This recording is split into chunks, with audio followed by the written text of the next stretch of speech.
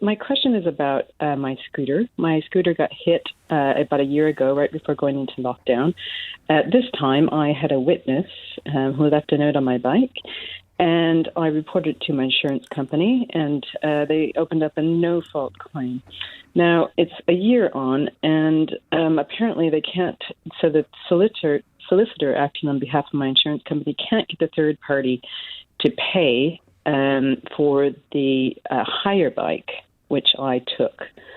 And now they're trying to ask me to come to a hearing and saying that I might have to pay £20 an hour for their legal help. And they want who is they? Your solicitor or your insurer?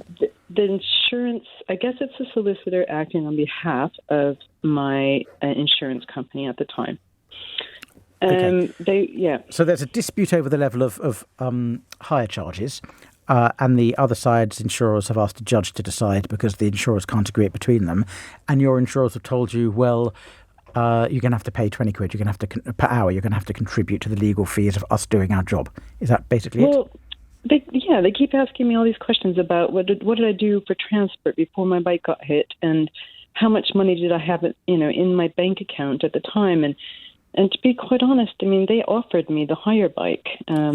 See, this is a scam, Laura. This is a scam that insurers run. What they do is, and it's more common with hire cars, of course, but what they do is they are associated or affiliated with hire companies, and when somebody has an accident, they offer to hire them a car, but they charge an outrageous amount. You would have signed a document to hire that bike, in your case, more usually a car, at a price considerably above normal market rate. Now, you wouldn't have known that.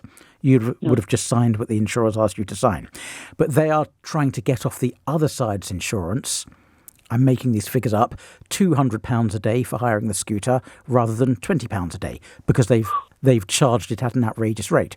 Now, the other side's insurers are saying, hold on a minute, the going rate's £20 a day. Again, I'm making up these figures. Why should we pay £200 a day? So let's see if Laura needed to hire a bike at that rate, because if she had money, she could have just bought one. That's why they've asked to see your bank details.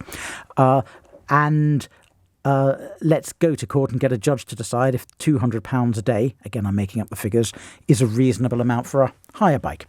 That's what the fight's about, Laura. It's got nothing to do with you.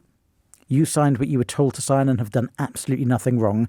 It's scammy insurers doing what scammy insurers do.